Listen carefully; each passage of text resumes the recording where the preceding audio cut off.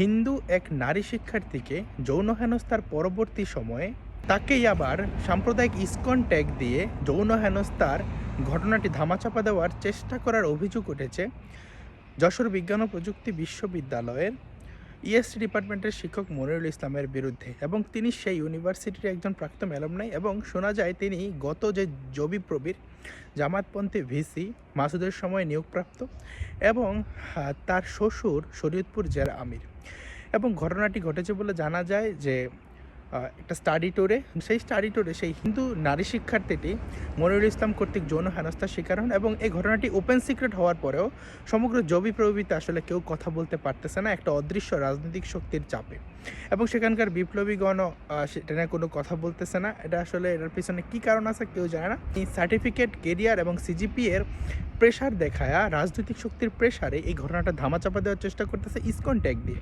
দেখেন, বিশ্বের সবচেয়ে খারাপ যে জঙ্গি সংগঠন, ধরেন আইএসআইস বলেন বা আপনি হরকাতুল জিহাদ বলেন, ধরেন বাংলাদেশের জেএমবির কথা বলেন বা এই যে আপনার ইসলামিক যে জঙ্গি গ্রুপ হিজবুত তাহরির কথা বলেন, তাদের যদি একজন নারী সদস্য ধরেন আটক হয়, তার উপর কি বিনা বিচারে যৌন হেনস্থা করা কোনোভাবে উচিত? দেখেন, যেখানে ইসকন বাংলাদেশের রাষ্ট্রীয় প্রোটোকলে রথযাত্রা পালন করে, তাদের অনুষ্ঠানে মন্ত্রী মিনিস্টাররা যায়, সেটা কি নিষিদ্ধ সংগঠন? যৌন হেনস্থা করবেন আপনি মেজরিটি মানুষজন, এজন্য আরেকজনকে ইসকন ট্যাগ দিয়া সেই যৌন হেনস্থার ঘটনা মানে আপনি জাস্ট মেজরিটির পাওয়ারে এটা ধামাচাপা দিয়ে দিবেন।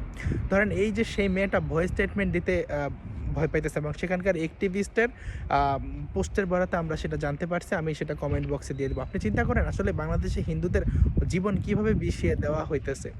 একটা মেয়ে যৌন হেনস্থার শিকার হয়েছে এবং তাকে নিয়ে যে শিক্ষার্থীরা কথা বলতেছে, বলা হইতেছে তারা নাকি ইসলাম অবমাননা করছে। সব কিছুর রেফারেন্স আপনারা কমেন্ট বক্সে পেয়ে যাবেন, আমি দিয়ে দিব। আপনি চিন্তা করেন যে একটা নৃতাত্ত্বিক যে গণহত্যা বা এথনিক ক্লিনজিংয়ের সবচেয়ে প্রকৃষ্ট উদাহরণ হইল ডিহিউম্যানাইজেশন করে দেওয়া। মানে সে হিন্দু, সে মানুষ না, তাকে যা ইচ্ছা তা করতে পারবা, কোনো সমস্যা নাই। এখানে আমি সবচেয়ে বড় দোষ দেখি ইসকন, যে দিনের পর দিন ইসকন একটা ভ্যালিড সংগঠন হওয়ার পরেও তাদের নাম দেওয়া ট্যাগ অনুসারে হিন্দুদেরকে এভাবে হত্যাযোগ্য করে তোলা হইতেছে। এটা নিয়ে ইসকনের কঠোর পদক্ষেপ নেওয়া উচিত, রাষ্ট্রের কাছে জবাবদিহিতা চাওয়া উচিত। সবচেয়ে বড় কথা, যারাই প্রতিবাদ করতেছে তাদেরকেও আবার ইসলামোফোব, ইসলাম বিদ্বেষী বইলা মানুষজন সেই টিচারের পক্ষে যায় সাফাই গাইতেছে। একজন যৌন হেনস্থাকারীর পক্ষে মানুষ কথা বলতেছে জাস্ট বিকজ অফ মেয়েটা অন্য ধর্মাবলম্বী। তো আমি আশা করি ওই মেয়েটা, জানি যে আসলে ভিকটিমের অবস্থা কেমন হয়, তাও সকল পরিস্থিতি বিবেচনা করে একটু সাহসী হয়ে জাস্ট মুখ খুলবে এবং স্টেটমেন্ট দিবে। এটা ব্যাপারটা ওপেন সিক্রেট, জবি প্রবৃত্তি অনেক পেজ থেকে পোস্ট হয়েছে। আপনি চিন্তা করেন দেশের আসলে অবস্থাটা কোন জায়গায়। কেন আপনারা মনে করতেছেন যে এই ডিহিউম্যানাইজ কইরা হিন্দুদেরকে আমরা হত্যা করব, কোনো সমস্যা নাই, কিন্তু আপনি যদি বাড়ির আঙিনায় হিংস্র পশু পালেন, এটা যদি 10 দিন প্রতিবেশীর বাড়িতে আক্রমণ করে, একদিন আপনার নিজের ঘরে আক্রমণ করতে পারে। ধন্যবাদ সবাইকে।